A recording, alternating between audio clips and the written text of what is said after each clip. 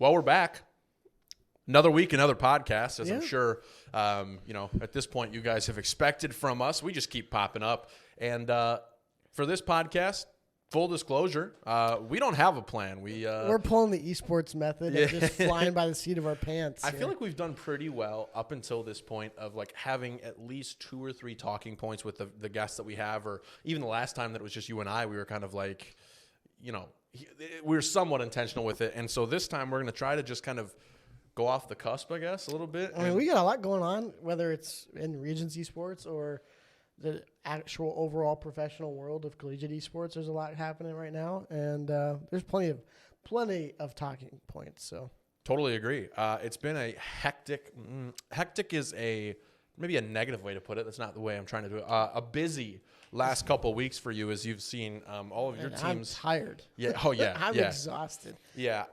The other day, I don't remember who I was talking to on campus, but I was like, "Where's Tanner?" And they're like, "He doesn't come in till like 1 today." I'm like, "Why?" And then I was like, "Oh yeah." Because I'm here. He streams here till like 9 or 10 I'm at here night. until late at night, and I luckily Alex has been fortunate enough to be receptive to that and understanding that I shouldn't be devoting 60 hours a week to a job.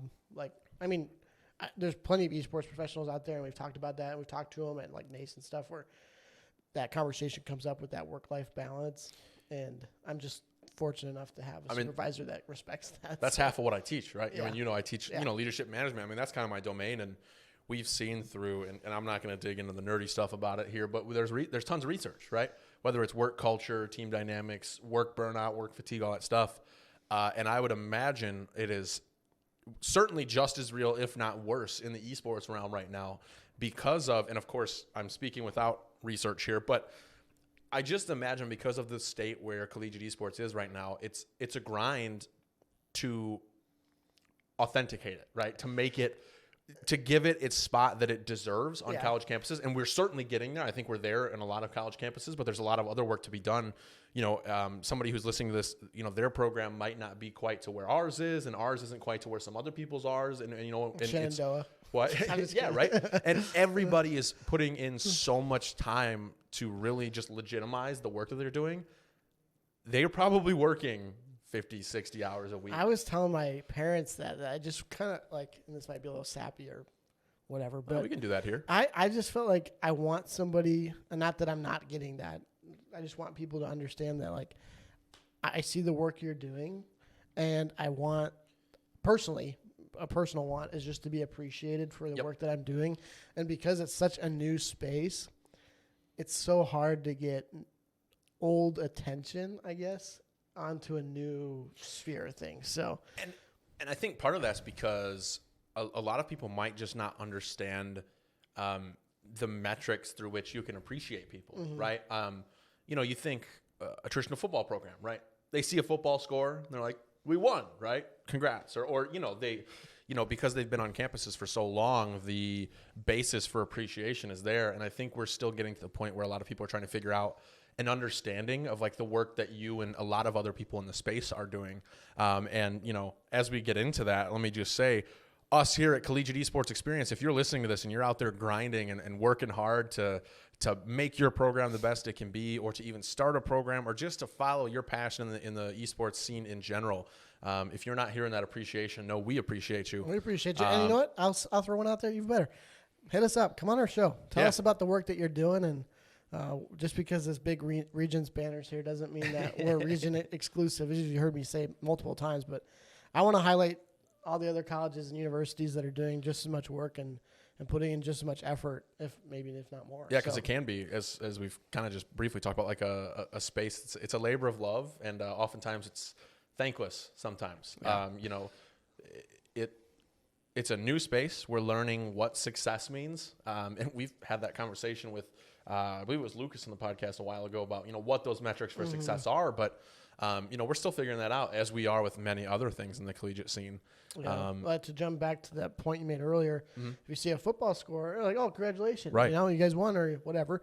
If you see an esports score, normally the question that follows is, "What does that mean?" And for me, it's like, well, it's like any other traditional sport, scoring wise, right? They but like Siege and Valorant and Overwatch to an extent, they all have their own individual scoring outside of the actual scoring that is presented on the winning graphic or losing graphic or whatever. So in Valorant, it's first to 13, but it's the best of 3. Well, and I think for scoring, it's a little confusing. But and along those lines too, you see a traditional football score, or in sports and things like that. A lot of times it's time based, right? Like each half is 20 minutes, or each quarter is 15 minutes, or things like that, right? And depending on the the collegiate conference and stuff, there could certainly be overtimes and stuff. Postseason is different, but regular season ultimately it is a tie. It's a draw. You saw that you don't exactly get to have that luxury a couple times, but one in particular where your Siege game went. How long was it? 5 or 6 hours? It was almost that series 6 hours, I think. I mean, that's one of those times, right, where it's a lot of people on your campus might not understand the work that you just put in there, right? I mean, and let alone not the work that I'm doing on production, streaming, running, whatever, scores, graphics, that kind of stuff, but also the work that the players are doing for almost 6 hours. They're in a game playing the same people, getting hit. They're just exhausted mentally. And Jeremy one of my players made a good point earlier, saying that like in a traditional sport, sure, you've got the physical aspect and maybe not as much mental. I mean, training and regulation, that kind of thing brings that. But in an esports game, there's not as much physical, but there's so much double down mental. on the mental. And these guys, I tell you, when we're leaving a lab after a 2 or 3 hour game or a 6 hour game, they're drained. When Valorant won on Wednesday, they were definitely excited. Don't get me wrong. Yes. They were, but I was like, this is a really hype moment, right? Like first playoff dub in Valorant team history, first season all playing. This is great. And you could tell, man, those two, I mean, they won in a pretty decisive fashion that second game. It's not like it was 3 or 4 hours, but you can tell like that mental drain of all of the focus that they threw into even just that hour and a half. Yeah. They were ready for a nap. Yeah. Right. I couldn't imagine playing a competitive game for 5 or 6 hours, at least in the same game with the same people with the same expectations, right? You and I and some of our other good friends are, of course, going to play some games tonight, and we'll play for about that time, maybe a little bit less, but there's breaks in between, right? Where I'm watching a YouTube video, or we're sitting just TikTok hanging out, or on TikTok, or at least you're playing somebody different, a different map, and in competitive, you don't necessarily get that. Nope. When I played competitive in a collegiate scene, if my captain saw me on the phone, like in a TikTok break, like in our 5-minute intermission, he'd yell at me, "Get off your phone!" Yeah. Because you got to stay locked in. You can't have that deviation of. Well, it's the same. I mean, it's the same thing in athletics. I've had teammates that were on the bench, and because I was a bench player, I wasn't that good. And I'm like, dude, are you on Twitter? What? Look here, man. Like, do you want to be here? Like, we're losing right now, it's, man. It's checking out in the same way, but yeah, there's a lot to it. I think that'd be a really interesting discussion to have, and I'm curious. This is my faculty nerdy side coming out, but we've certainly done workplace burnout and employee engagement and surveys like that. I'd be curious to run similar studies and to get perspective from people specifically within esports, because I think the things that contribute to their burnout are likely much different than, say, what I would experience from a faculty standpoint, right? Well, again, recalling to my experience in esports, playing esports, after a collegiate Siege season, I wouldn't touch the game. I'd give it a 2-week break or whatever. Yeah. And maybe, some hardcore pro players or hardcore collegiate players would think that a little differently, but I was so burnt from practicing 20 hours a week, having 4-hour games every week for 8 weeks. That's a lot of time, and I have 4,000 hours in Siege. Yeah. And by the time the season was wound up, I was done. And half the guys on my team were done too. We're like, we're not touching this. Rightfully so. Yeah. So. And it's very game specific too, though, because Siege is absolutely that way. I 100% could understand that. If I played a competitive season for Siege, I'd be like, yeah, 2 weeks, 3 weeks, give me time. I think I haven't felt that as much because, my addiction to League of Legends. And League to me feels a little bit different because at least at certain points, even like micro points in the game, I can see, maybe my 4 other teammates and the entire other team are down on the other side of the map fighting. So I can click to direct myself to go top lane to split push or something. And I have like even a 5 to 6 second mental break where I'm just kind of like, doo-doo-doo, you know, like watching my guy kind of run up there. In Siege, in Valorant, you don't get that luxury almost ever, if at all. Because at any point, if your foot, especially in Siege, Valorant's very much like, you know, you're the headshots and things like that. But in Siege, what drove me nuts when I did play it every now and then was I could be walking by a hole in the floor and somebody could shoot me in the foot and I'm basically done. Like or if your knee is sticking out from behind a shield. Yeah, or if the preciseness of that game is mentally draining. Yeah. It feels literally like there's adrenaline at all times because you feel it's the closest thing to like, not like real combat, obviously, but it's like, to me, the game that feels the closest representation of like maybe being in that situation. Yeah. Right? I don't have an ability that I can dash across the hallway or, you know, it doesn't take half a clip to kill me. I mean, it's... Yeah, you could be being pinched from 2 angles and right. like, you're like, well... My problem, I'm screwed. The most frustrating thing to me in that game, honestly, Valorant, I die quickly. But Valorant, for the most part, I can be like, yeah, he's right there. I died. That makes sense, right? Like, I just lost a gun battle. In Siege, I feel like I never knew where I died from. Yeah. I just, screen would go gray, and I was, like, sick. Yeah, there's grenades through the floor, or you're getting shot through a wall, or there's little peek holes that people are watching. Yeah. It's insane. Not to get on a Siege tirade here, but... I'm okay with it. You know, I think it's still downloaded on my computer, actually. I thought about it the other day. I was like, what if I just... I have not played, admittedly, as much as I would like to now that I do this full time, but I haven't done that with any games. I think Valorant is the one that I play the most now.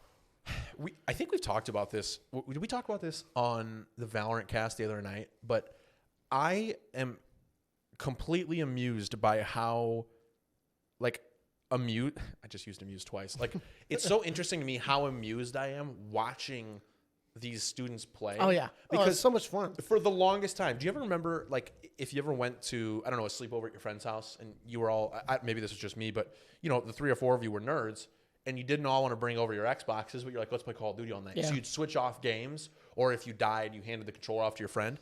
And it was always like, I didn't even care if my friends were doing good. I just wanted the controller in my hand to keep playing. And I feel like now, I don't know if this is like I'm just growing up or something, but when we're watching them play, I am so content, if not as content as I've ever been with a video game, 100%. Watching and casting. Yeah. I had Devin reach out to me, or one of our friends, he's been on the podcast before, the other night, last night, and all he said was, you enjoy casting? I was like, where's this coming from? Side note. But I was like, yeah. I was like, I'm actually having a lot of fun with it. And he was like, I'm jealous because he hasn't gotten to that point yet. Hey, let him come up here. Give him an invite. Hey, you and Devin can run a cast. I'll do the production. That'll solve fix half of our problems. Yeah. But it's so interesting to me how, like, much it grabs my attention just to watch gameplay now instead of always just chomping at the bit to play. Yeah. And I'm watching a lot of Twitch, actually, on the side. If I'm working on a video maybe or a it was that. or Maybe whatever, Twitch is kind of...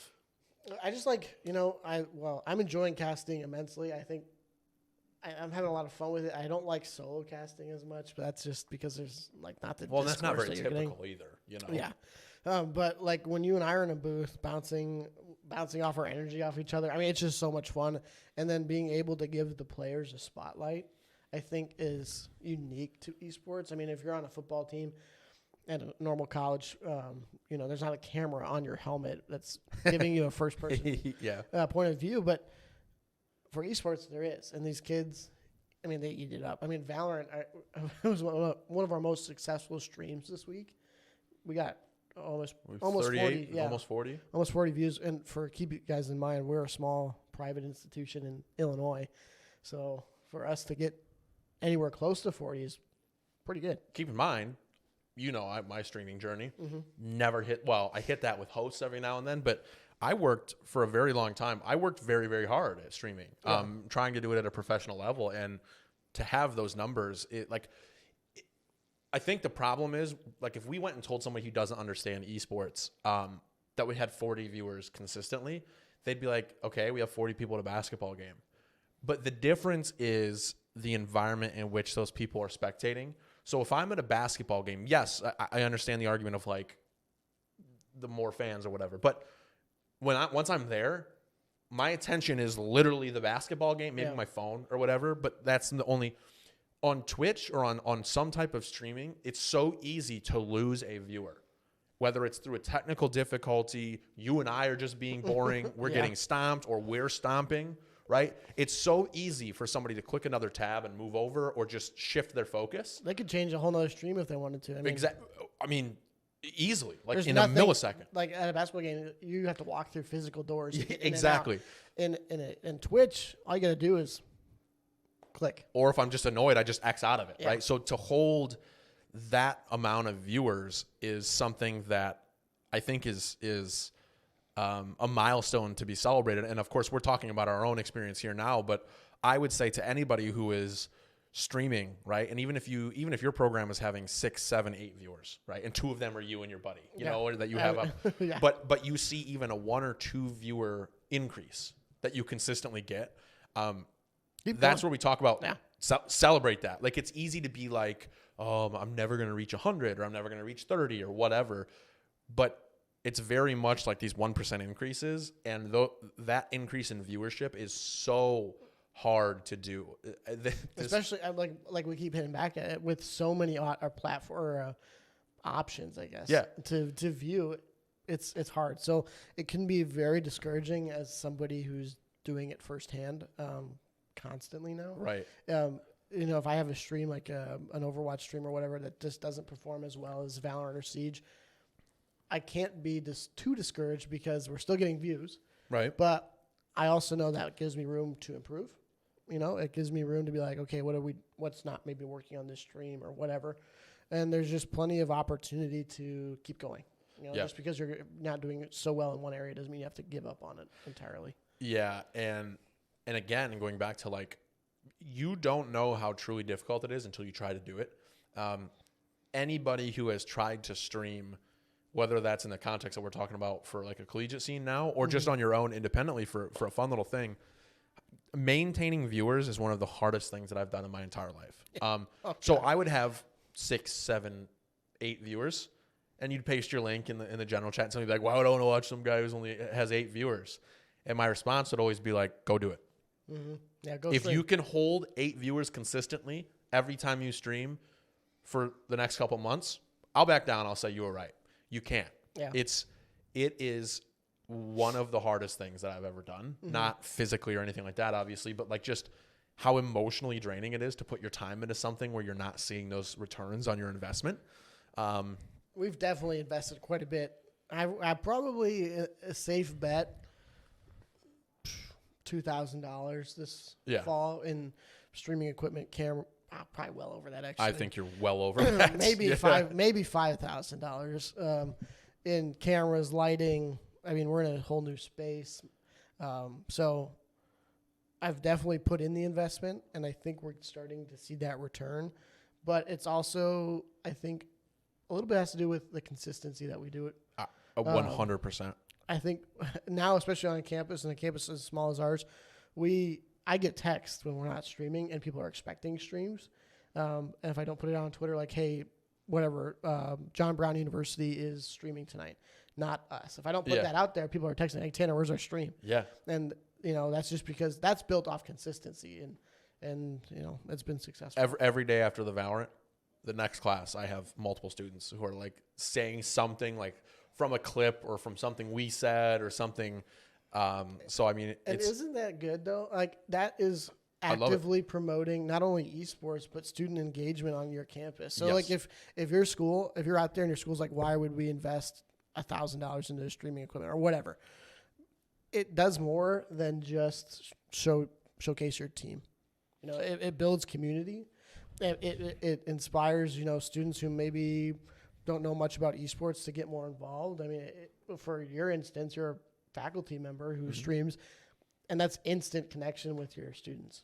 So, 100%. There's a ton of not just what I just listed there, but there's a ton of other stuff going on that you guys can be like, well, why not? And kind of keeping with like the value that it adds, even if you're you've invested and you've done the work to try to increase your broadcasting or marketing efforts, social media efforts, whatever thing you're trying to improve in your program right now, I think the one thing that it will always add to that at the end of the day is probably something that we should be striving for above all else is the experience of your athletes. Yeah.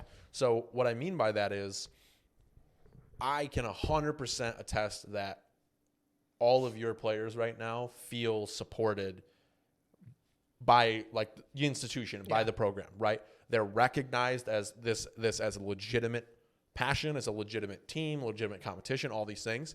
So there's that aspect of supporting your current students as well as, and I think we talked about this in a previous episode, so apologies, but you bring a recruit on a campus. They go check out a Twitch stream, maybe before or after they visit, right? Right.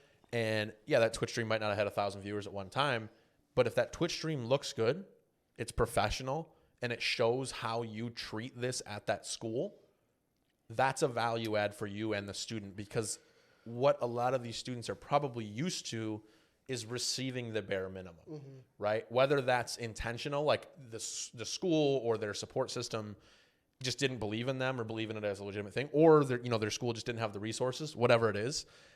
So now they're like, oh, these next 4 years are my time to really make this my thing. Yeah. And well, I guess probably one of the main questions I get onto your recruit topic there is, do you guys have a dedicated play space? Yep.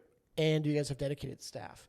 And now that we have both of those things, I think that I can now take the resources like our stream, like our social media, and push it towards them and say, yeah, we have all that, we have this, we have that, and we're working to get better. I tell the guys all the time, the guys and girls, that it's not my program.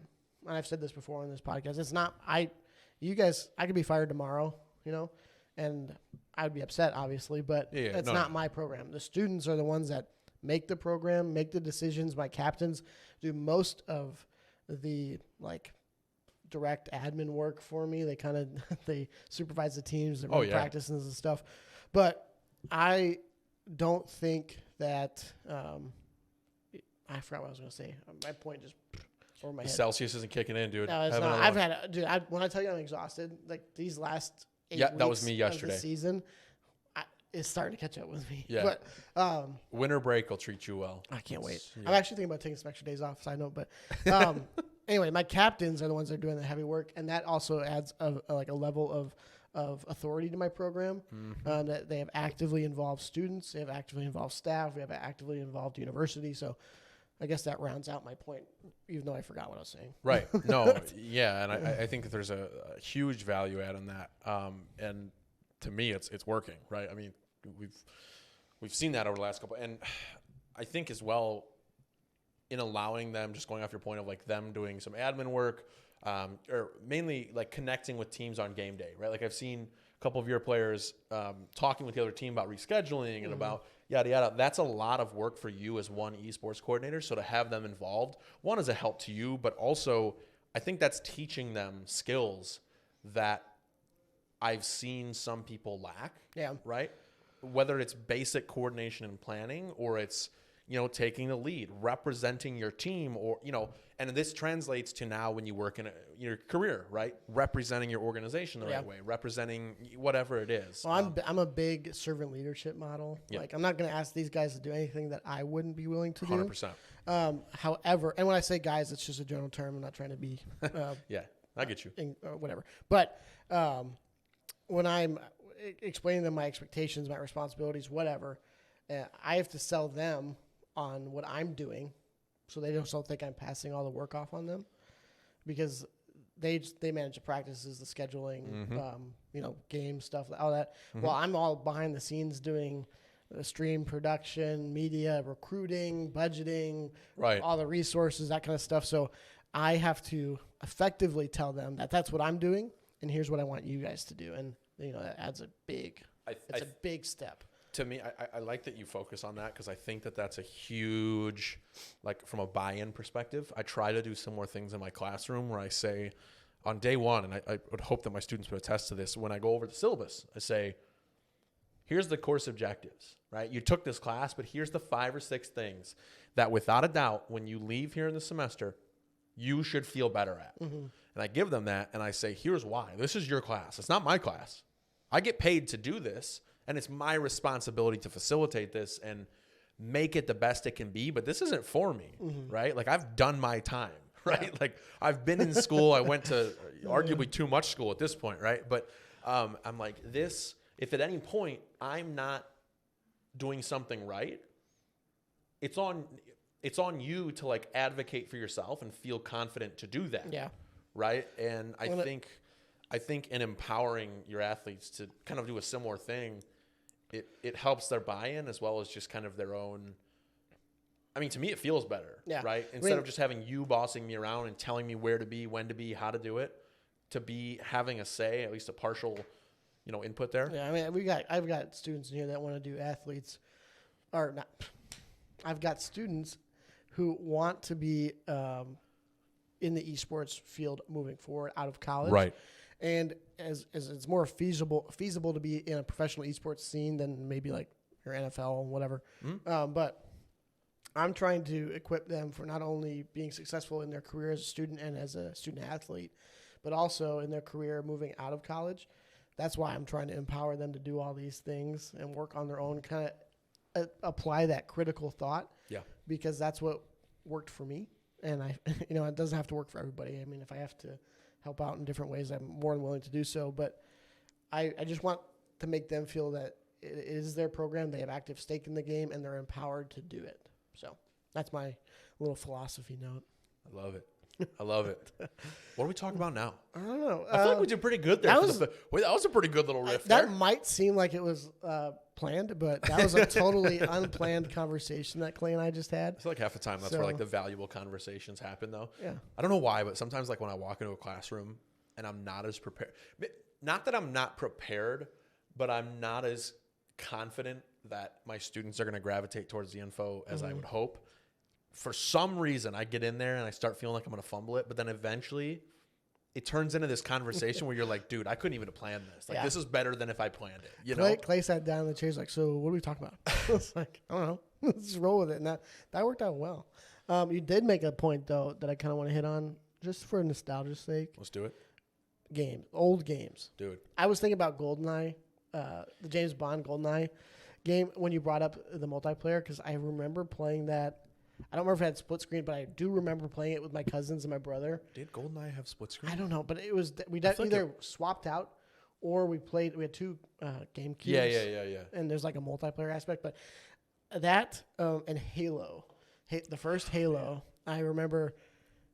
God, it was early 2010s probably, and my brother would have his friends over, and me being the younger little brother, annoying. I want to hang out. I want to be part of the cool club. So they give me the fake controller. But brilliant. Yeah, I'd watch them be playing split screen on Halo, and I remember the elephant or whatever it's called, the big vehicle, the Rhino. I don't know. It's some Warthog. Warthog. That's what it is. Yeah. And rolling around. That's all I wanted to do was get in that thing and just drive over people. Fair enough. But man, the nostalgia aspect of it. I think about that a lot now as I'm doing this professionally and playing a lot of video games or watching a lot of video games, of how it relates to my younger self. Yeah. And I'm doing these little docu-series with students here. Yeah. And one of the students made a point that it allowed them to be themselves without like feeling uncomfortable about it. And going back and reviewing my experience with playing video games growing up, it was an outlet. It was a place to escape. So I'm going to talk about that. There's a little nostalgia aspect.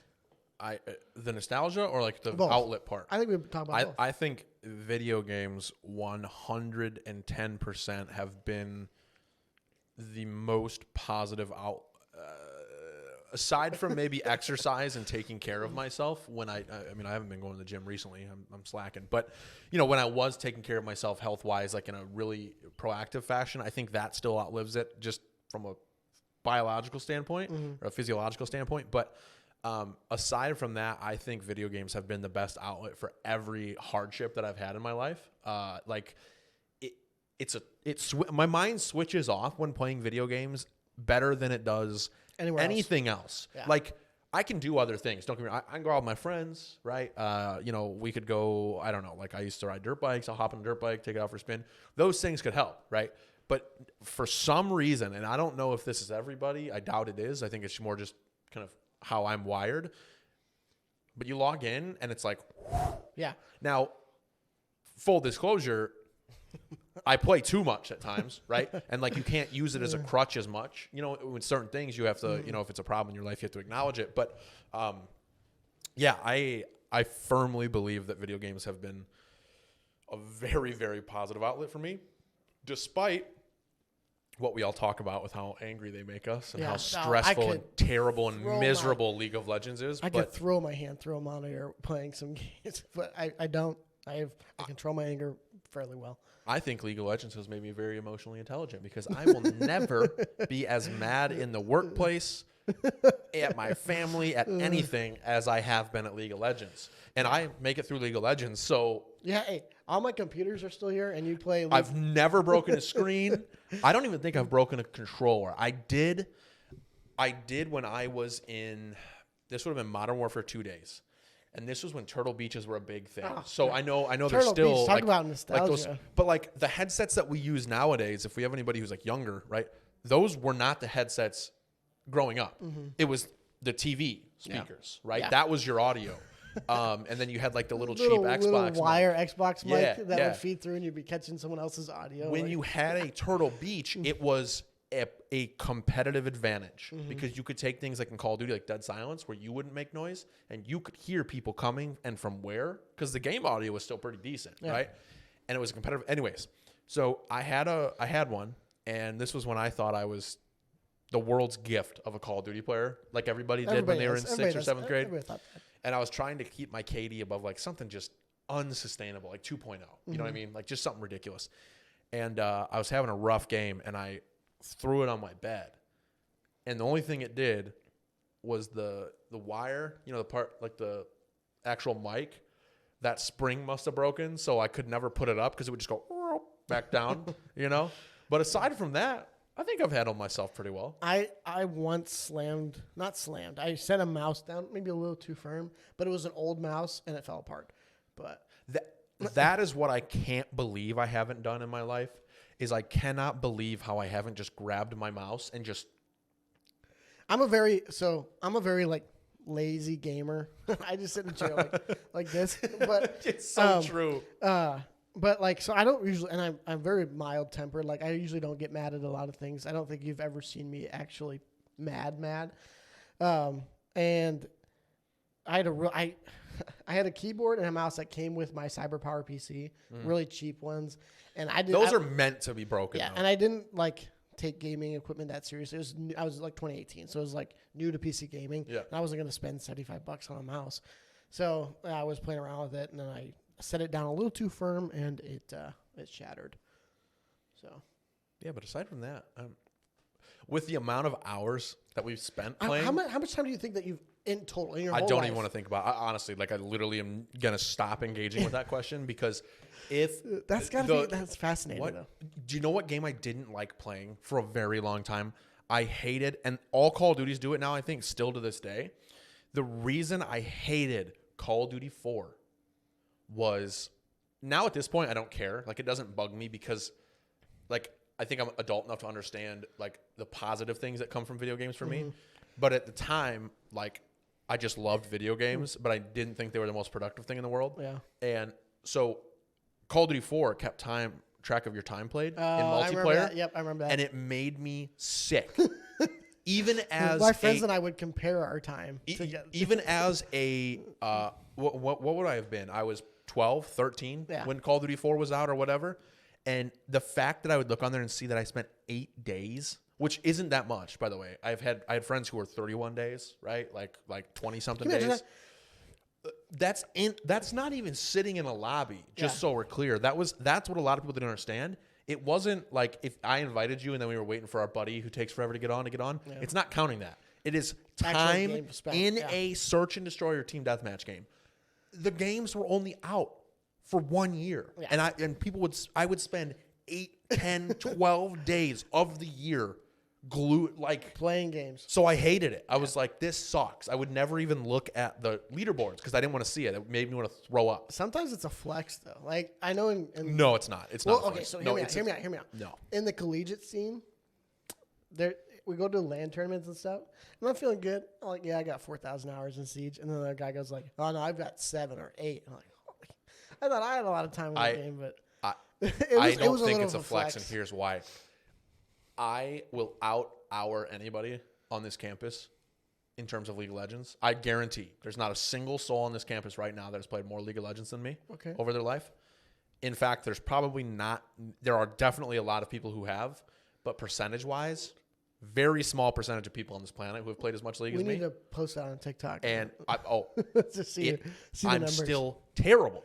Like, I'm plat. I've played, I think I peaked like Diamond MMR and played in Diamond games, and I did okay. So, like, I'm decent. But it is not a flex to have played that much. In fact, it's infuriating because you know what it tells me? Because I've taken League very serious at times. Now, don't get me wrong. There have been times where I'm like, do whatever, and you play stupid stuff. But I've tried my hardest, and there's just something in my head that doesn't click to take me to that next. I'm laughing because I know this is true. I see Clay play a lot of League. I'll jump on my home computer, jump on at like 9 o'clock on a Saturday, and Clay's playing League. I'm like, Clay, what are you doing? Honestly, if it hadn't been such a positive outlet for me and still didn't continue to be a positive outlet for me in a couple ways, I would say it's a problem. Like just not like a problem, like an addiction, but it's just like I could be and should be doing something different, right? Like reading a book, doing my dissertation, right? Like things like that. But I'm also kind of like, yeah, I'll sacrifice that time because it makes me feel good, you know? There's something I was going to bring up, but I can't remember what it was. It had to do with the conversation we're having right now, but Your Celsius gone yet? Almost. Oh, wow. You trucked through that thing. Dude, I love Celsius. We had a meeting with some people from distributors in the area today for like sponsors and sponsorship partnership deals. And one of them mentioned that they handle Celsius sales in the region. And you got so excited. I got so excited. It honestly changed my whole mood for the day. I was kind of cranky this morning.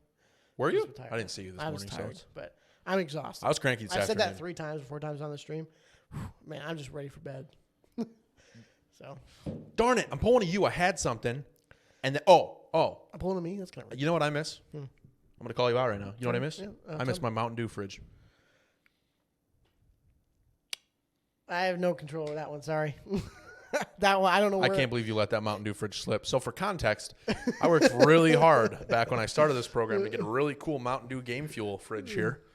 Got a bunch of Mountain Dew Game Fuel, and then I came back as a faculty member, and well, that was under somebody let it. That was slip. under Alex's tenure, not mine. That's unbelievable. Side note, I did talk to the Pepsi guy today, though. All right. Game Fuel is no longer. Is it sold? Distributed by them? Now that is it distributed, period? Because now that you mention that, I don't think I've seen a Game Fuel since that time. Yeah, so I think it's either not around Did anymore. Game Fuel go under and I was unaware? Or in our region, it's just not distributed, which is very well could be the case. However, there's a positive conversation that came out of my talks today. I'm listening. That we may or may not get some sort of similar fridge. Don't give it away. So Big I got to get rid of announcement the Red Bull fridges, though. And Red Bull, if you're listening by chance, anybody with Red Bull, why are you guys ignoring me now? We used to have such a cool deal. Is Game Fuel discontinued? Are you looking it up? I'm going to throw my phone. I looked it up in the conversation, the meeting we had. If anybody knows. Dude, Game Fuel was legit. You can still get it. But, yeah. That sliding lid, that way if you moved your hand and you knocked it over, it was fine. So, yes. And sometimes I'd pop it and I'd have to go do something, put it back in the fridge, and it was cool. Because I was here when COVID hit, and we had filled that fridge, and it was nice to have, but then there was nobody on campus. So you drank it all? Dude. It's like me with the Celsiuses in my office. Every time I would come into the office, because you would come in, like I was working in Res Life, so we still had to be here and work, but it was like if there wasn't much going on, there was no reason for us to sit in the office, and there weren't many students, so nothing was. Anyways, I would come in here to get food, at the caf, and then I would go back to my dorm, and I'd grab like 3 or 4 of those things. I'd be so wired all day. Yeah. The amount of video games that I played from March to May of 2020. I'm trying to think of what I did. Unbelievable. And it was the best. I kind of trauma dumped most of my COVID. Nothing traumatic happened. Yeah. I just don't remember anything. I did online school. Well, it wasn't very eventful. No, Like there it's wasn't much going on that like. I remember my sister gave me a botched haircut, so because I was. Was that yesterday? It looks, yeah. got him. Man, I don't know why I hang out with this guy. Well, I'm fun at times. I think we got time for like one more topic. All right, I got one. Do you have one of mine? Because I got one. If you got one, throw me. If you could make any one game relevant again, bring it back to its peak of what it brought you, bring it back to its peak, and it will continue. Like, so I'm making this way more difficult than it has to. You can bring any one game back, and it will be a thing for a couple more years like it was at the time. What game would you bring back and why? Battlefront 2. Battlefront. That's a good answer. It's a hard one, but there's a lot of games. And don't get me wrong, but I was such a Battlefront kid growing up. It was my first game that I was on my PS2.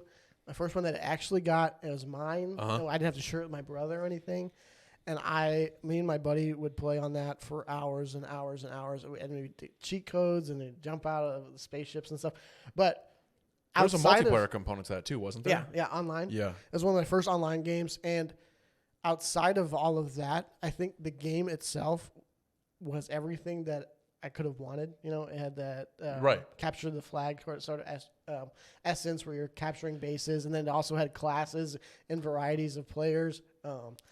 It's such an influential game in my childhood. Right. And EA tried to continue it on. They just no kind of flopped, didn't it? They flopped. Yeah. And then the most recent Battlefront that came out was good, but they stopped developing it, and there's so much potential with it. Mm-hmm. But if they just took the original Battlefront 2, remastered it, modern graphics, and kept it updated, I think it'd fly off the shelves.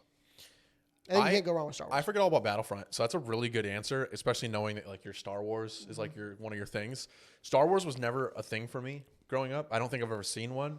My friend, I remember we used to try to watch it at his house, and I'd fall asleep in 5 minutes. It's never. I know I would like it. I'm not hating on Star Wars in any way, so don't come after me. No. But it's just one of those things where like I was interested in so many other things that I didn't also pick that up. Right.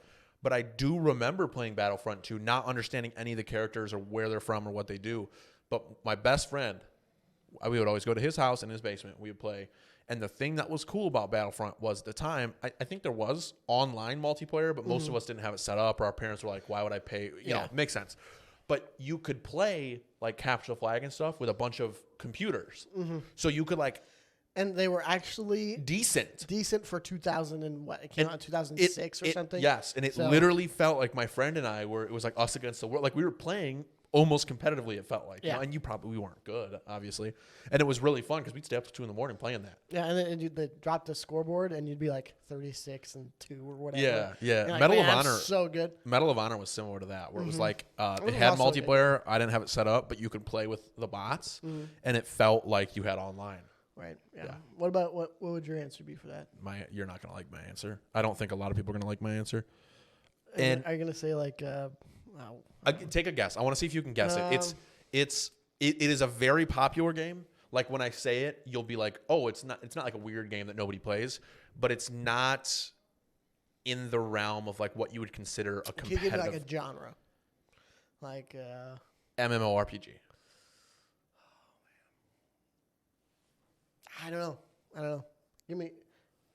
Just tell me.